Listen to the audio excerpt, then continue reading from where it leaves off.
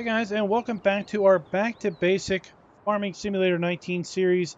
These are still in the 100 level courses or videos. So again, this is not for the person that has played Farm Sim for any period of time.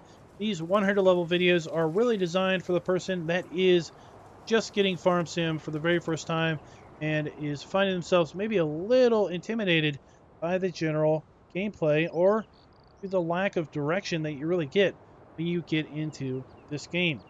This video, we are going to cover the vehicle shop, implement store, whatever you want to call it. Go to our escape menu. We're going to jump down here to the shop. There are a couple different ways of basically navigating the shop. From any point in the game, you can hit the P button, go to the vehicle shop, or you can come up here to the shop icon,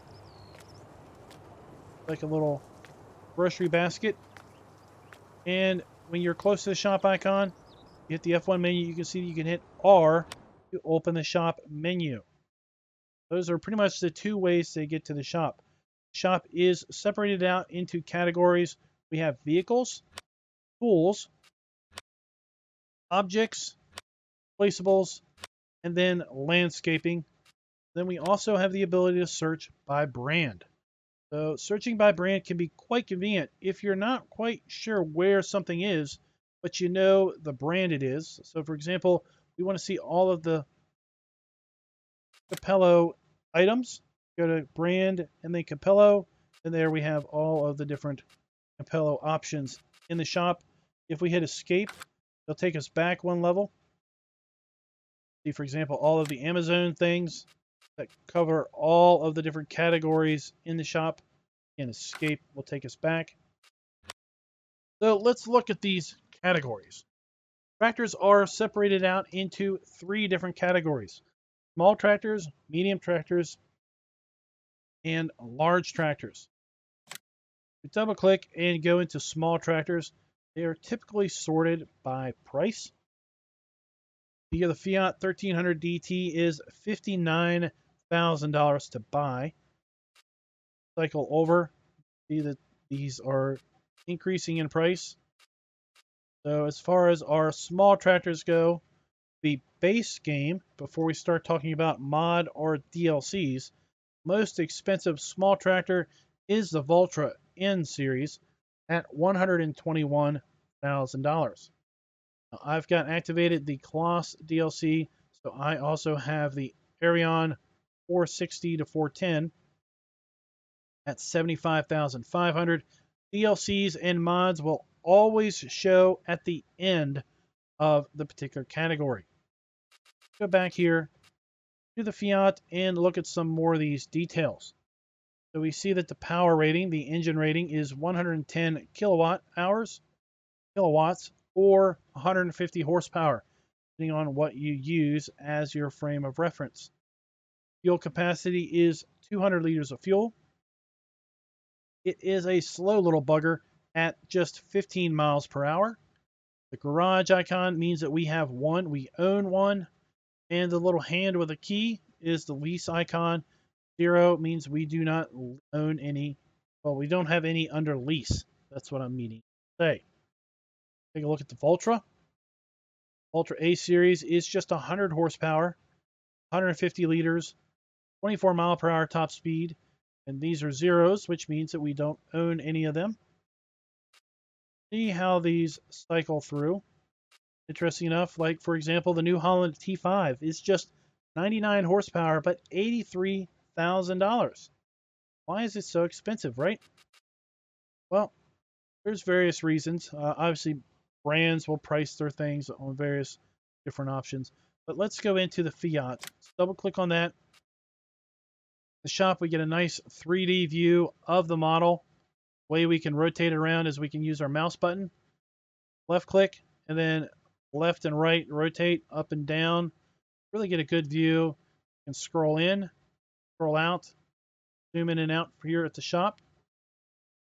Good overall view of what we're trying to buy. In here, we have the stats again: 150 horsepower, 200 liter fuel, 15 miles per hour. But we have some other options. Now you can see we can change the wheel setup. Standard. Go to wide tires, and now we instantly see the tires have changed. Rear twin wheels. Narrow tires. Now, in a video previously, we talked about crop destruction being either on or off. And depending on if you drove on the crop with crop destructive tires, sometimes referred to as care tires or not care tires, is when the crop is going to get destroyed. So typically these narrow little tires are what's called care tires. Care tires do not destroy crop. You have crop destruction on and you absolutely have to drive on the field. You want to use narrow tires as to not damage your crop. Back to standard. So standard tires will damage your crop. Wide tires will damage your crop. Narrow tires will not. See, as we change our tire options, our price is going to change. Over here, see our base price is $59,000. Add $1,000 for our wheel setup for a total price of $60,000.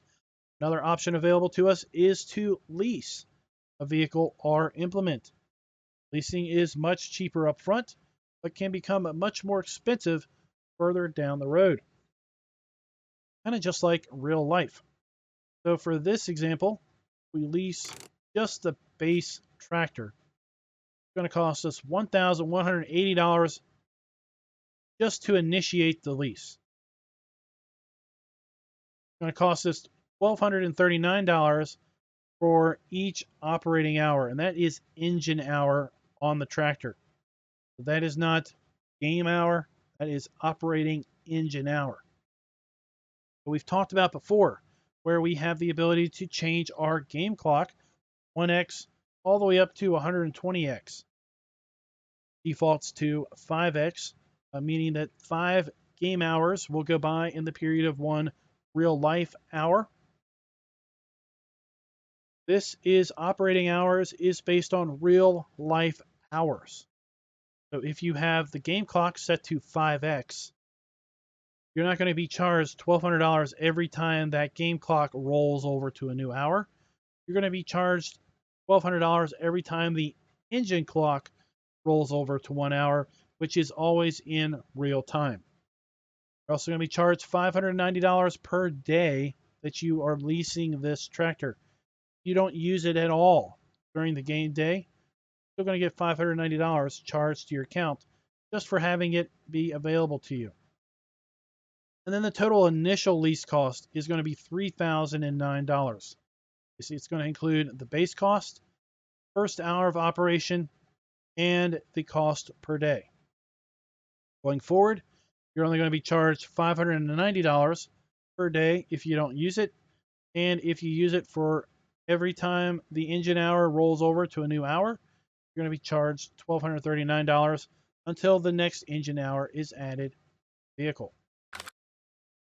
Over here, and let's say pick the Fendt 500 Favorite.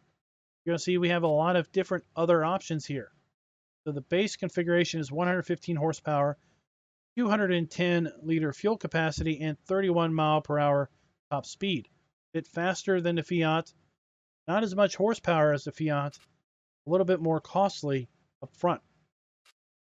Here we can actually change the brand of our tire, Trelleborg, to Nokian.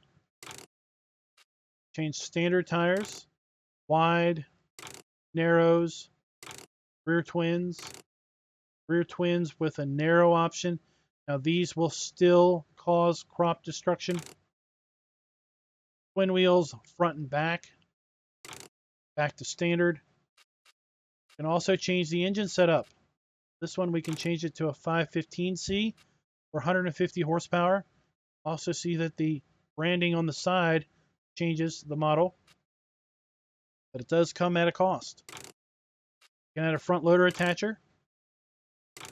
Yes or no. So depending on the vehicle, it's going to depend on your different configuration options. Some vehicles will have more or less configuration options available to them. Have a fleet of trucks that we can pick. And some vehicles will allow us to change the color. So dark crimson, change it to a John Deere yellow, whatever we want. We have harvesters. These are going to be our typical crop harvesters for most of our grains. And while we're down here, let's take a look at this other shop detail. So we've already seen the icon for the engine, or engine horsepower, fuel, or speed. Now here we have a storage capacity.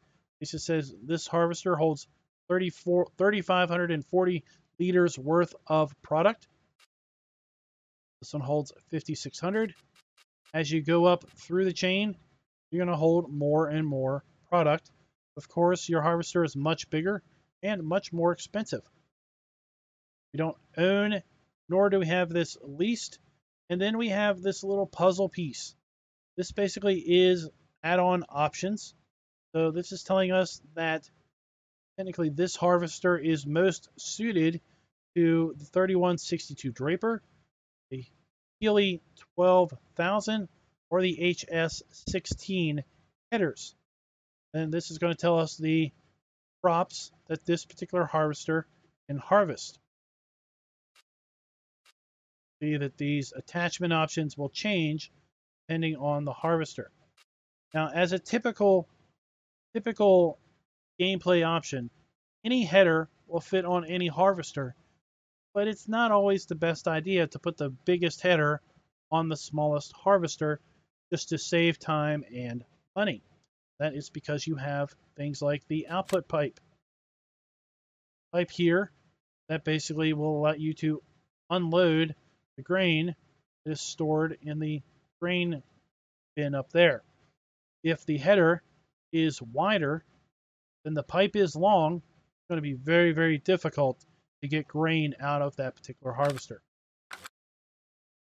We have forage harvesters. These are for picking up grass, straw, hay, chaff, or foraging wood chips, depending on which one you pick in the header. We have a special purpose potato harvester, a specialty purposed potato or beet equipment, sugarcane harvester, cotton harvester, specialty purpose tree harvesters, and other tree equipment. We have a category specifically for vehicles related to animals. Crop protection, so these are self-propelled sprayers, self-propelled mowers, front loaders, wheel loaders, telehandlers, skid steers, just general other vehicles be found here. Another shop category is tools. We have all kinds of options for tools, trailers, auger wagons, headers. These are going to be our harvest headers. I'm going to tell you the crop type that each particular header is going to be good for. Also the working width of the header and the working speed of the header.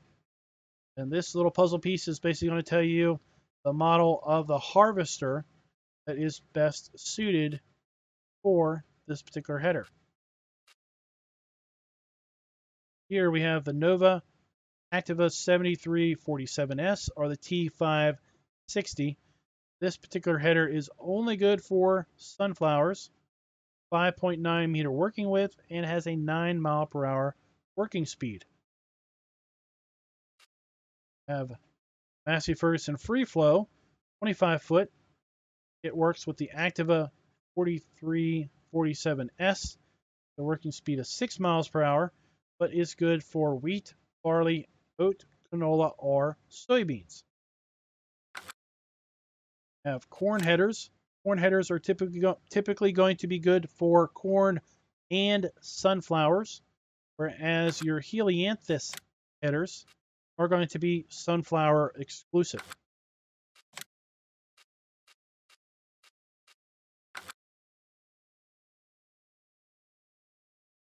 I think that covers the basics. So we have front loaders. So if you remember on the tractor, we looked at earlier, we had a front loader option. We can turn the front loader attacher on, and then at that point we can buy front loader arms that will attach to that. There's the FZ30, which is for smaller tractors, and then the FZ60 for larger tractors.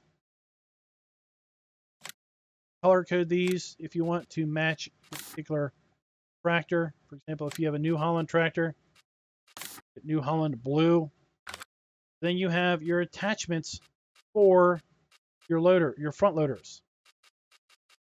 So if, for example, you wanted a bale spike, you would need to buy an FZ30 or 60 and the bale spike, and then you would connect them all together. See here, the attachment is the FZ30 or 60, although this bale spike will also work with the John Deere, just kind of here because of John Deere being a brand name. Front loaders for tractors, wheel loaders for wheel loaders, telehandler attachments, telehandlers, skid steer attachments, skid steers, etc. So something that you will typically see that sometimes can confuse folks is, let's take a look here at plows. So the Agrimaz POH5 plow has here for the puzzle piece the AGCO 1100. So this is actually a weight.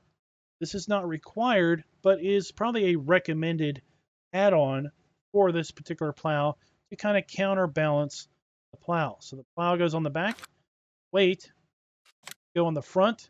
So we'll go over here and look for the AGCO 1100 kilogram front weight, and it basically helps improve the balance and kind of counteract the weight of the rear attachment. Basically a big honking block of concrete and steel. Color, what? There you go. Go to our objects. So under objects, we have big bags. So we have pig food, horse food, chicken food, seed, fertilizer, lime. Under pallets, we have our liquids. We have our fertilizer tank, herbicide tank. We can get a pallet of seed bags, pallet of saplings, poplar pallet, sugarcane pallet. Now, if we're not planting poplar or sugarcane, you don't need to worry about these. If you're not planting saplings, you don't need to worry about that one. You can also buy bales here at the shop. We need to buy bales. Where straw bale, hay bale, we have a round silage bale, round straw bale, or a round hay bale. And we can go to objects and we can buy buildings or other things. So we're going to get into animals in a 200 level video. Buy a pressure washer and various other things. We're going to get into placing buildings in a later video segment, but I did want to show you the category here. And then we're going to get into landscaping in another later video segment. So guys, I hope that helped explain a little bit of the shop. I know it can probably be a little bit daunting to the first time player as to what on earth a lot of those things are representing within the shop. Let me know in the comments, how has this video helped you? Has this Back to Basics series helped you at all with getting started in Farm Sim 19? And until next time, happy farming. Be sure to like, subscribe, and click that notification bell.